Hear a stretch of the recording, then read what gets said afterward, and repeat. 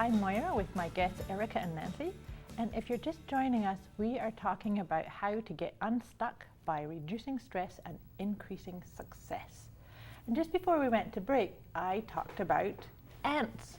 I want to talk about ants as far as you go right ahead. So ants are automatic negative thoughts. And those are, you know how we talked earlier about some of the reasons that people are stuck is based on your beliefs. Mm-hmm. But your beliefs are running unconsciously, which back to my story about the chips, right? I was helping this person bring her unconscious awareness into their conscious and sort of say, hey, if I'm really choosing, then I have to rewire that. So we all have these automatic chatter. It's the mindless monkey chatter voice. It's so loud sometimes. I know. I just wish I tell it to go and turn it off. But they're there, and we have to be aware of them and work through them, right? Mm-hmm. You must come across this when dealing with people who are really fearful with money and. Oh boy. Well, you see people, I mean, some of my clients just recently, you know, they say, when is the right time to buy a house? I said, only when you're ready. You know, rates can be as low as they are, and prices can be really great across the city, and homes can be beautiful and available, but if you're not ready to do it, don't embark on something that you're not ready for. Absolutely. However, there are also, on the flip side, sometimes you just have to take a chance and stop listening to that negative chatter, that because nothing is ever going to be the right time. Sometimes you just have to take a chance and make something happen for yourself. Leap of faith. A leap of faith, but you know something that I feel about these negative thoughts, they inspire fear in us. But sometimes fear is a really good thing. We need to learn how to steer our way channel through it properly. Yeah.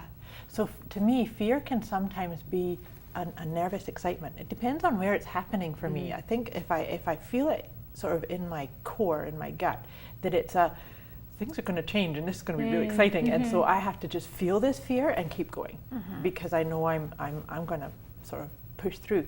There is the other kind of fear that's going to kick in when you're, say, walking at the edge of a cliff that says, don't go too far over the edge. Don't look right. And so that fear to me is the one that would say stop.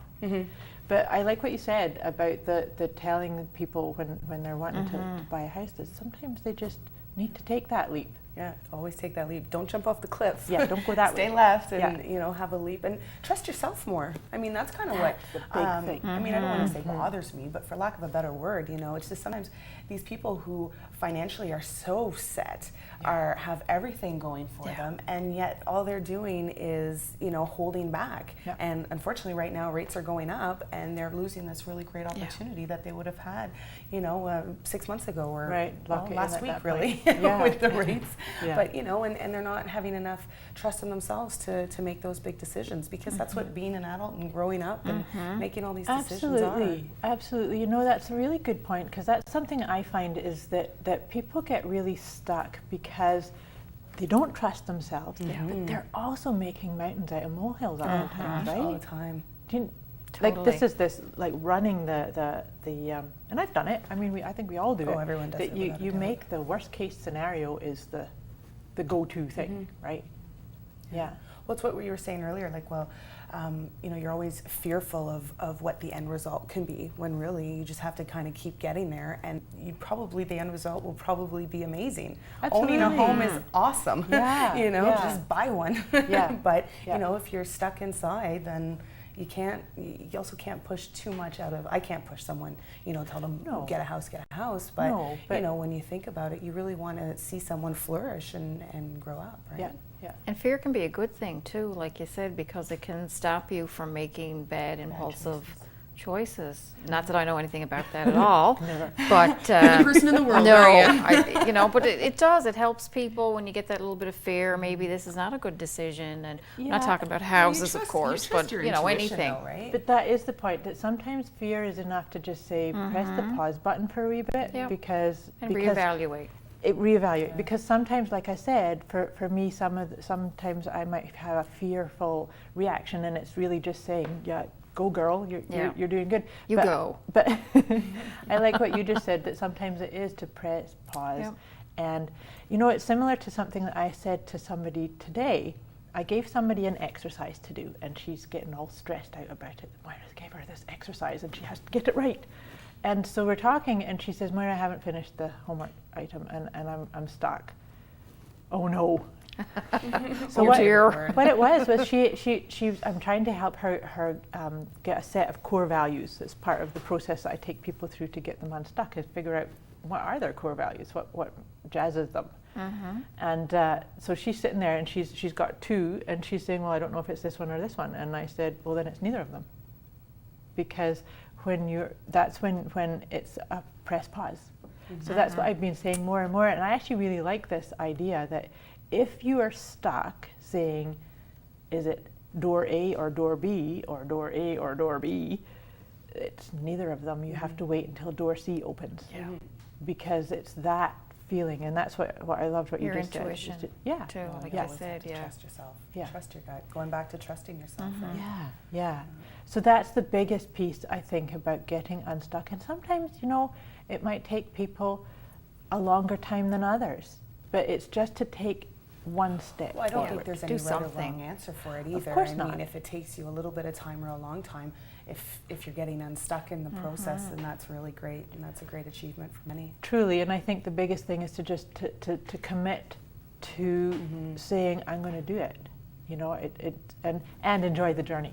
Yeah, right. Take small steps. Yeah. Well, anyone that's accomplished something so big like that, wouldn't it be nice? And I'm sure you do this with all your clients, and go from the start, from the end result, the final result, and go back through the journey and say, look at what you've seen and how you've experienced and what you've done over the course of however long the program was. Yeah. You know, and even sometimes with my clients, I say, now you have the mortgage. It's so exciting. I'm so happy for them. And then do you remember 3 months ago or 3 weeks ago or however long, do you remember how it started? And they're like, oh yeah. But that's brilliant. You know, how I'm great really is it glad that you they're said at the that, end? Erica, because that's something that's really, really important when we talk about people getting stuck, is that if we keep judging ourselves saying, I'm stuck, and we keep making that a moving scale, and we don't recognize what we've done and pat ourselves on the back for the steps that we've made. I'm thinking of somebody that I worked with quite a long time ago, and she came for weight loss. We were doing hypnosis for weight loss, and she came to me and she said she was wanting to lose 100 pounds. And she felt really hard on herself. She was so upset and disappointed. She'd been working at it for a really long time, and according to her, being a failure. So when I did the intake questions with her, it turned out that she'd actually lost 40 pounds. Wow. Already. Already. Oh, wow. But she'd forgotten to say her original goal was 100. Oh, is that interesting? And now she really only had 60 to lose. But because she kept saying, I have to lose 100, of course she felt like a failure, because there's She's this not big, at the 100. Exactly. But no, take a look at the 40. How that- amazing. I It's a big know. And accomplishment. because I helped her reframe that, she started being Well, you flipped her whole huge psyche, success. right? Exactly. So all of a sudden, it's not even losing 100. It's like I'm almost at half. Exactly. You know, and how long did that Exactly. take? And she did such a good job. So Yeah. that's a huge accomplishment. Good for her. That was really, really fun to do that. And that's what I really like what you just said, that it is so important to sometimes pat Recognize. yourself on your back and say, yay me, Recognize I just did the little, the little steps or the milestones. Small you know, victories. That's it. Everything is a small victory until you get to the huge victory at the end. Yeah.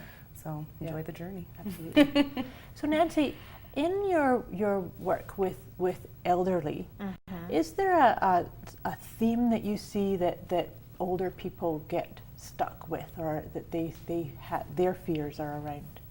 Well, it's really sad sometimes, because I work a lot with people with some form of dementia.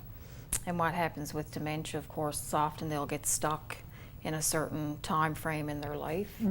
They don't lose their long-term memory, so often they're stuck in the past. But the people that I work with that don't have dementia, if you don't have a good journey, if your life is not a pleasing journey to you, then your end of life is not so happy.